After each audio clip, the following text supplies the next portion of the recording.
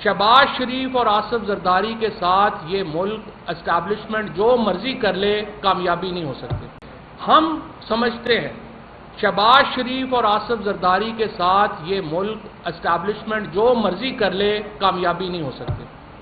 आपको मुल्क के अंदर एक कौमी हुकूमत बनानी पड़ेगी जिसमें सारी जो नुमाइंदा जमातें हैं वो शामिल हों। फॉर्म 47 से फॉर्म 45 का सफ़र जो है वो होना बहुत ज़रूरी है। अब आपने जिस तरह मिनिस्टर साहब साहब ने आगे बात की कि ट्रांसफॉर्म हम कैसे करेंगे, आप देखिए फॉर एग्जांपल अगर आपने गैस की पाइपलाइन बनानी है बलूचिस्तान में, तो BLA और बलूचिस्तान की जो मौजूदा सूरत हाल है आप उसमें कैसे गैस की पाइपलाइन बना लेंगे।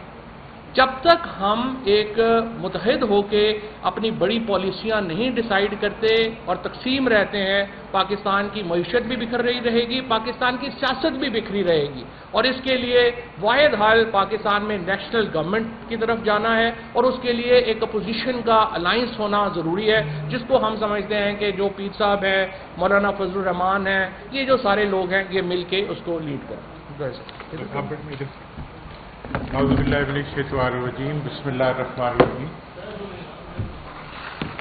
बड़े तफसील से बात आ गई और फवाद साहब ने, गवर्नर साहब ने, महमूद मौलवी साहब ने, बैरिस्टर साहब ने, मैं इस वक्त इन तमाम गुफ्तगू की बुनियाद पे चंद अनाउंसमेंट करना चाहूँगा। पहली बात तो ये है कि हुकूमत, मरकज़ी हुकूमत मईशत, गवर्नेंस, सिक्योरिटी और पब्लिक वेलफेयर के तमाम शोबों के अंदर मुकम्मल तौर पर फेल हो गई है।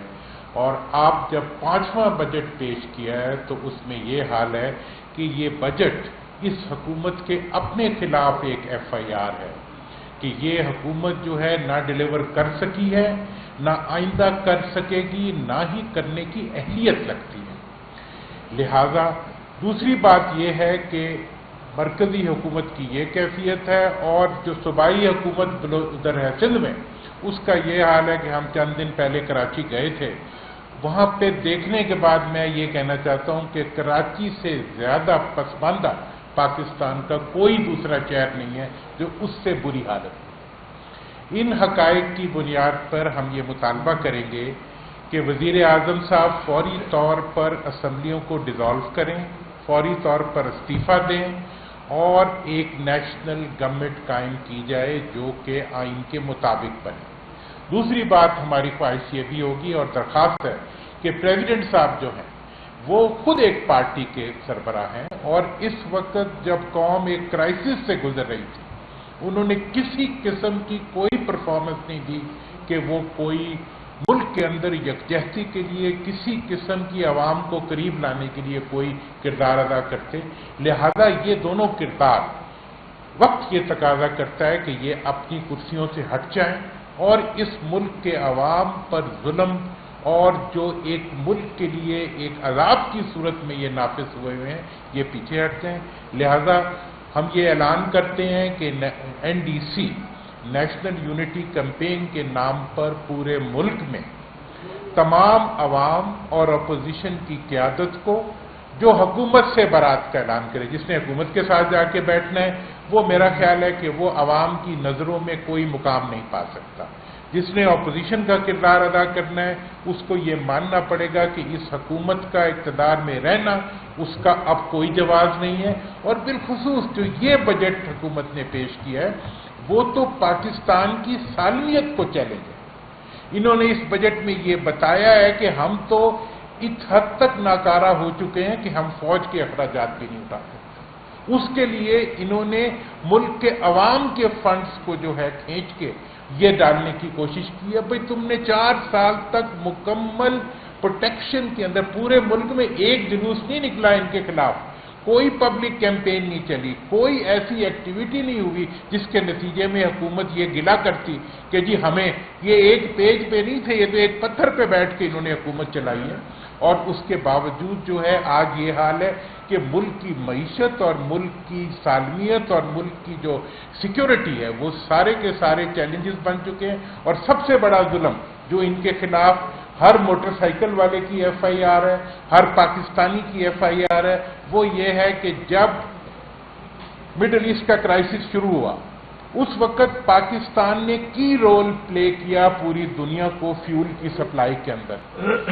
ایسی کیفیت کے اندر انہوں نے پاکستان کے عوام کو سب سے مہنگا تیل دیا، بنگلہ دیش سے مہنگا، انڈیا سے مہنگا. اور یہ تیل جو ہے انہوں نے ایف بی آر کا کام جو ہے وہ موٹر سائیکل سواروں کے حوالے کر لیا کہ وہ ایف بی آر کے فنڈز اکٹھے کریں. اور آپ خود ان کے منسٹرز کی پریس کانفرنسز موجود ہیں کہ ہم نے فیول کی پرائس اس لیے بڑھائی ہے تاکہ ایف بی آر کا شارٹ فال جو ہے وہ اس کو ہم پورا کر سکیں. مطلب یہ ہے کہ ایک ہاتھ جو ہے وہ عوام کی جیبوں میں ڈال کے، دوسرا خزانے میں ڈال کے، اور مارکہ حق میں جو پاکستان نے عزت اور بین الاقوامی سطح کے اوپر ایک سٹیٹس ایکوائر کیا تھا، اس سارے کو انہوں نے عوام کے خلاف مارکہ ظلم میں اس کو لگا دیا. لہذا ہم یہ سمجھتے ہیں کہ اس وقت اس چیز کی ضرورت ہے کہ پاکستان میں عوام اور تمام اپوزیشن کی قیادت مل کے ایک کیمپین چلائے جس کے نتیجے میں حکومت سے مطالبہ کیا جائے کہ وہ اس جگہ کو چھوڑیں اور ملک میں ایک نیشنل یونٹی گورنمنٹ بنا کے بلدیاتی اداروں سے لے کر نئے انتخابات کا راستہ ہموار کیا جائے تاکہ یہ ملک جو ہے اس ظلم کے شکنجے سے نکل سکے اور اس کے عوام زندہ رہ سکیں. اور اب ایک تھریٹ بن رہے ہیں، اس کے لیے بھی ضروری ہے کہ ایسی حکومت آئے جو ملک کو آگے لے کے جائے اور ملک کی معیشت کو آگے لے کے جائے. بہت شکریہ.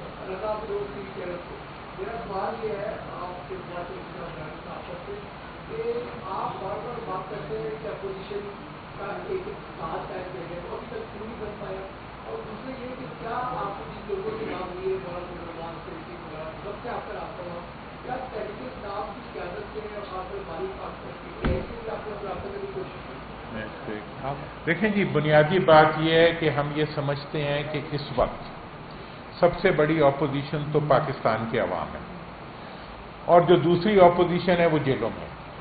ہمارے جو دوست پارلیمنٹ میں بیٹھے ہیں انہیں ہم یہ آپ کہہ رہے ہیں اور یہ بڑا واضح پیغام دے رہے ہیں کہ اگر آپ نے حکومت کے ساتھ بات چیت کرنی ہے تو بہتر ہے حکومت میں شامل ہو جائیں، ورنہ حکومت کے خلاف جو ہے ہم چل رہے ہیں، ہمارے ساتھ شامل ہیں. ہمارا ایک مطالبہ ہوگا کہ جو اپوزیشن میں شامل ہو وہ حکومت کی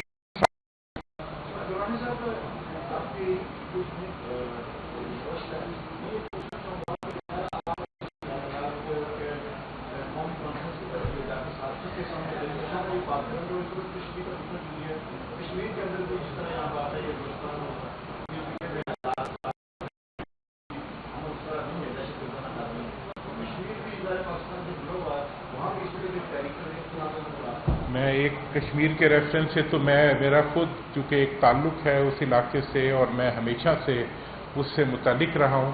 کشمیر کے بارے میں یہ کہنا چاہتا ہوں کہ ان تینوں پارٹیوں کی حکومت نے جو حکمرانی دی ہے کشمیر کو، جس میں پیپلز پارٹی نے، نون نے، اور جس قسم کی حکمرانی دی ہے، اس کا ریئیکشن ہے جو آج ہم کشمیر میں دیکھ رہے ہیں. تو میں سمجھتا ہوں کہ اس کو ایک مفاہمت کے راستے پہ چلتے ہوئے اور ملک کی صلاحیت کے تقاضوں کا احساس کرتے ہوئے کشمیریوں کو بھی اور پاکستانی صدر صاحب کو ایک رول پلے کرنا چاہیے تھا. اس وقت وزیر اعظم صاحب کو ایک رول پلے کرنا چاہیے. لیکن صدر صاحب تو جو چلاکیاں کر رہے ہیں کشمیر میں، یعنی بلاول بھٹو کی لائن اور ہے اور انہی کے مقرر کردہ جو وزیر اعظم ہیں ان کی لائن اور ہے. تو پیپلز پارٹی کو کشمیر کے اوپر کم از کم جو ہے وہ یہ ہے کہ بتائیں تو صحیح کہ آخر وہ چاہتے ہیں کہ ایک طرف بندے جو ہیں وہ وہاں پہ مروا رہے ہیں، جو وہاں پہ سب کچھ ہو رہا ہے اس کا وزیر اعظم پیپلز پارٹی کا بیٹھا ہوا ہے، اور اوپر جب یہاں بات کرتے ہیں تو بالکل اور بات کر رہے ہیں. تو بالکل درانی صاحب نے صحیح کہا کہ اصل میں تو یہ رد عمل ہے جو کہ سیاست وہاں پہ ہوئی ہے اس کا.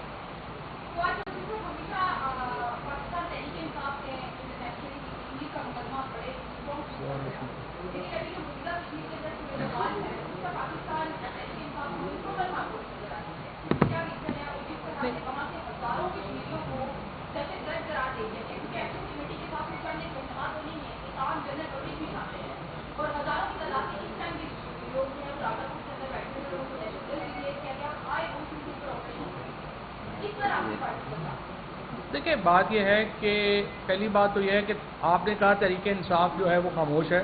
تحریک انصاف کا باقی کسی ایشو کے اوپر کیا سٹینڈ ہے جو اس کے اوپر ہو؟ وہ تو ہر معاملے میں ہی خاموش ہیں.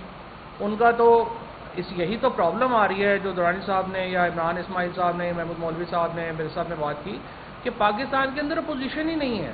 آپ نے کوئی آلٹرنیٹ سولوشن جو دینا ہے وہ کون دے گا؟ اپوزیشن دے گی نا. اپوزیشن ہے ہی نہیں ہے.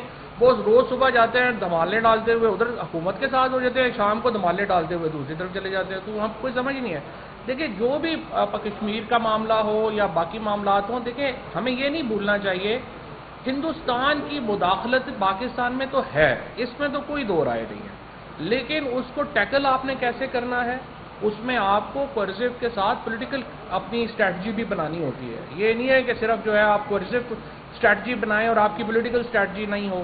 میرے اپنی خیال میں جو اس وقت پرابلم پاکستان کا آ رہا ہے وہ یونیک ہے سیکیورٹی میں کہ آپ کی کوئرزو اسٹریٹجی موجود ہے, آپ کی پولیٹیکل اسٹریٹجی موجود نہیں ہے. اور پولیٹیکل اسٹریٹجی اس لیے نہیں ہے کہ آپ کی جو فارم 47 سے آئی ہوئی جو گورنمنٹ ہے وہ اس پوزیشن میں ہی نہیں ہے کہ وہ کوئی پولیٹیکل اسٹریٹجی دے سکے.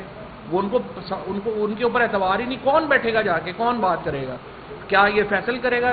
اچھی خاصی حکومت چل رہی تھی, آپ نے اس کو ہٹوا دیا. آپ نے 6 مہینے آپ نے کہا وہ حکومت چلائیں گے اور وہ کریں گے. ان سے کہاں چل رہی تھی؟ لہٰذا پورے کا پورا سسٹم کولیپس کر گیا ہے. اور آئی تھنک یہ بڑی آئی وڈ سے کہ بڑی کنسرننگ بات ہے کہ آپ اتنا بڑے جو علاقے ہیں پاکستان کے اس میں ایک ایسی موومنٹ چل رہی ہیں جن کا ہم کوئی پولیٹیکل سولوشن نہیں بنا پا.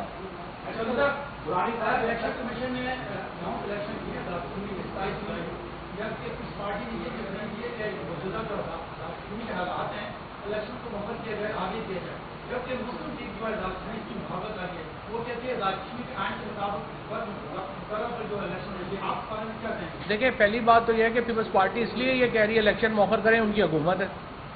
سوال اگر آپ اپنی اس چیز کو دینا چاہتے ہیں, کریڈیبلٹی دینا چاہتے ہیں, تو پھر پیپلز پارٹی ریزائن کرے وہاں پہ اور وہاں پہ بھی قومی حکومت بنائیں جو الیکشن کروائے.